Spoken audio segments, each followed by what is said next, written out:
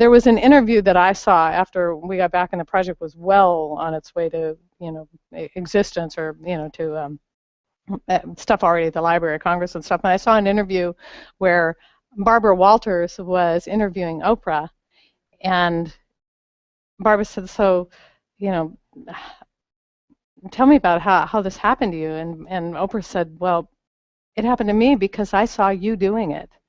So one of the first interviews that Oprah got to do was interview Barbara Walters, and she saw that woman, and she said, I can do that, you know. And so that's really ultimately what the hope is with this work.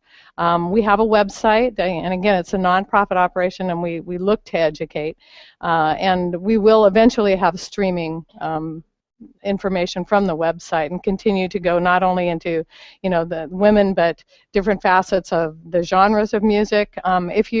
The DVD is for sale, will be available on the website by April. I have to set up the financial part of that because I just finished doing the authoring with the DVD, but there's an hour and a half of extra music videos on that. There's outtakes, there's a director's cut, so there's some you know, we couldn't put any more data on the DVD. We had to stop. So there's, you know, literally about 3 hours of stuff on that. But we'll have things that go into the different genres of music more, and different instruments and things like that. So we'll get more into the different levels of education on our website. So. What are some of the extras on the film in case people on reserve at the library? Well, again, there's music by each of the artists that's featured on there, other music, so seeing them play again.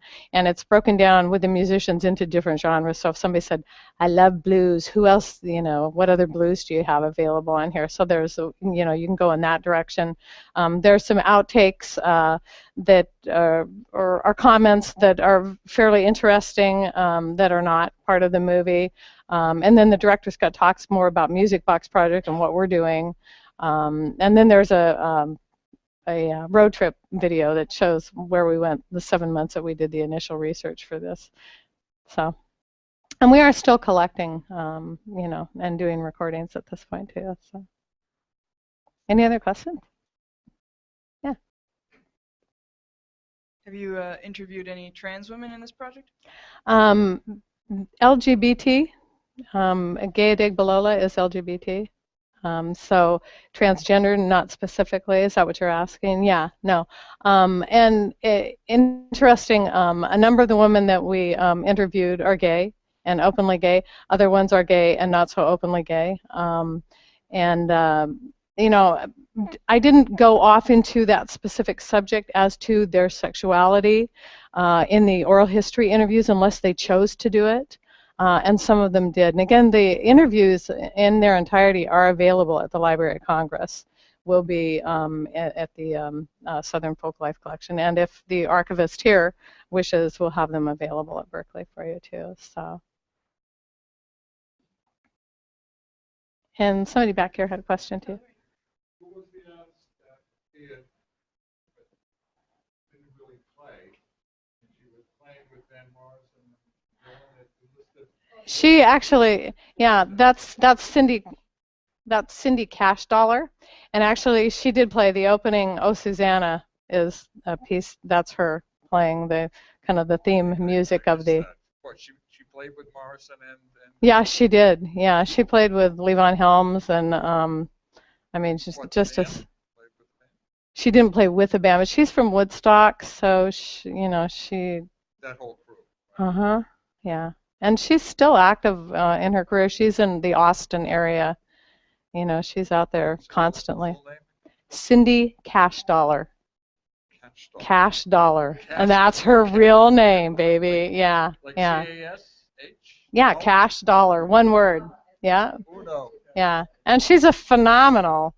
And she's one of the, interestingly enough, I think, again, from the history where women come from historically, is that it's easy to be a vocalist. It's easy to be funneled into that's okay, that's acceptable for you. It's a whole other world to not be a vocalist and be a side man. Cindy Cash Dollar is a side man. Okay, she doesn't sing at all, and she's a phenomenal, you know, technician. I mean, she's really technically amazing.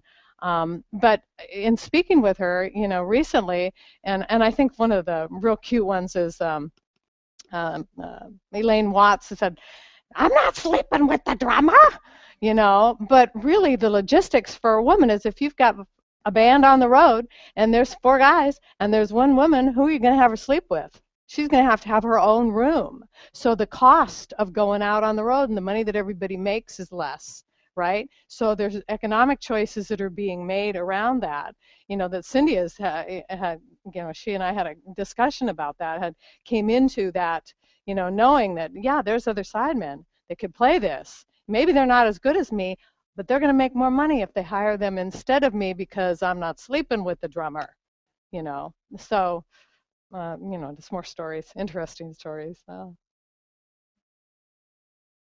Anybody back there have any questions? What did you think of the film?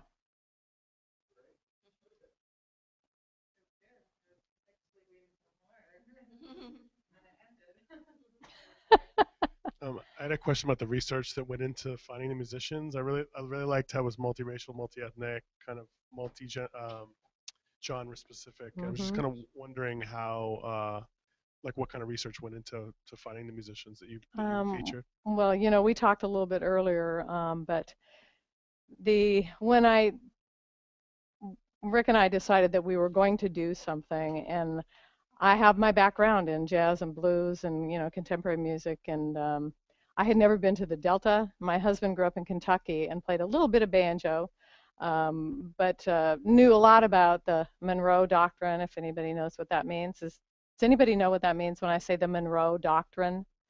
Has anybody ever heard of Bill Monroe? So there's a real historically defined identity to bluegrass. It's 5 men. And it's called the Monroe Doctrine, and there are no women in that band, I assure you. And Rick was like, this was before we talked about doing to find the women, but I did some research initially to try to decide what I wanted to research and where I was, felt like going.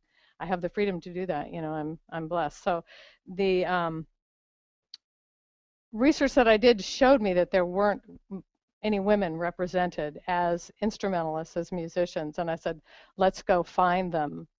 And then the conversation ensued, well, how the hell are we going to find them? And I thought, well, we could just go travel the country, and we could go into town and find out, go to the music store and go to the bars, and we don't drink. I'm clean and sober for almost 20 years, and it's like, that's not going to work for me. So I realized very soon that looking at things from a scholarly perspective was how I needed to approach the design. And I did a lot of research in books through cultural entities around the country, in the Library of Congress. There are arts commissions, around the country. So I contacted them and said, do you know women? And it wasn't very long before, with the traditional music in our country, because you're involved in it, it's like, the people. Or they know you, and so these, families that are here and there and communities. So one would, say, well, have you talked to? And I'm like, no, but do you know how to get a hold of her? And so I would go on these fact finds, and I did that for almost 8 months before we actually went out in the field. So when we left Seattle in April of 2010, I had appointments and interviews. Basically, I said, we'll be here between X and Y. And then we just, because we wanted to try to get them not only in their home to do an oral history interview, but to capture some music acoustically in their home or with their family or with their friends. As you can see, some of that represented. And then also, if they're playing professionally, to be able to be there when they had a gig, so we could get some of that and mix that into the overall mix. So there was months and months and months of research. And I'd say probably 90% of the interviews that we did during that time, I had already lined up beforehand. So it was, okay, get in the car, we're leaving, and we have to be in such and such other state, in a day, or, and then compiling all the metadata that went along with it was on, we had 2 computers and 2 drives that we kept in different places in case we got in a wreck or robbed or whatever, because all of the data was on us, and our music gear and recording gear. So it was quite a road trip. And there is a quickie road trip thing in the extras on there. Somebody asked about the extras. I forgot about that. Anything else? Mm-hmm.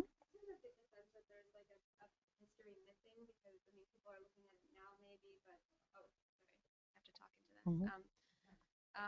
But I mean, maybe like there might not have been visible Absolutely. in roots music, but they might have been doing it in their home or in their community. Absolutely. And, just maybe not as visible. Do you feel like there's like a huge history that's lost because people weren't looking for it? Or Absolutely. I think it's inevitable that that is the truth, because it didn't really matter, you know, and because it wasn't in the national spotlight. And for, you know, like Violet Hensley, the 93-year-old lady, when she got married, she put her fiddle down for 29 years because her husband didn't want her to play.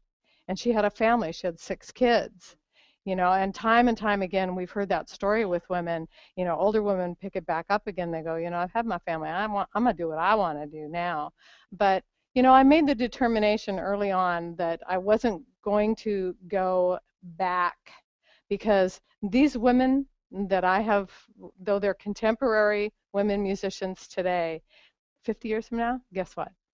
They won't be. They'll be the ones that we didn't see before, that will be for future history books. And I think that's important, you know, and other than, and you know, that reaching back, there are women that I know that have done some of that research, you know, and continue to do that research, but it's tough.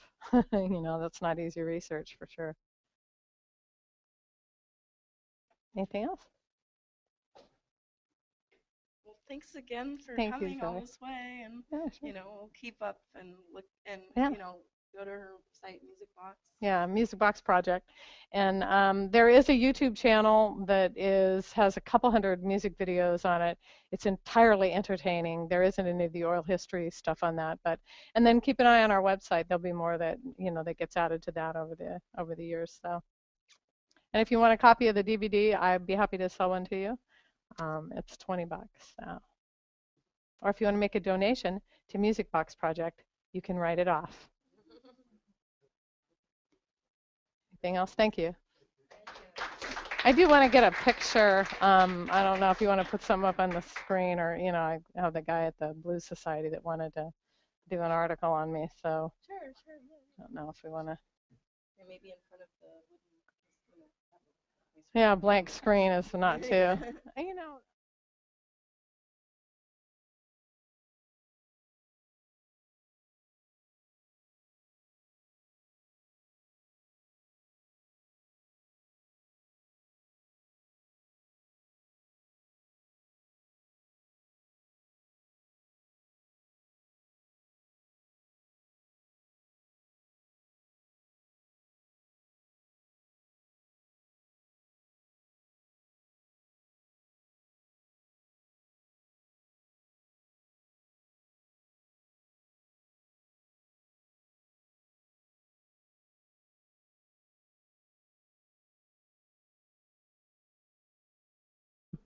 Information from the website, and continue to go not only into, you know, the women, but different facets of the genres of music. The DVD is for sale, will be available on the website by April. I have to set up the financial part of that, because I just finished doing the authoring with the DVD, but there's an hour and a half of extra music videos on that. There was an interview that I saw after we got back, and the project was well on its way to, you know, existence, or, you know, to stuff already at the Library of Congress and stuff. And I saw an interview where Barbara Walters was interviewing Oprah, and Barbara said, so, you know, tell me about how this happened to you. And Oprah said, well, it happened to me because I saw you doing it.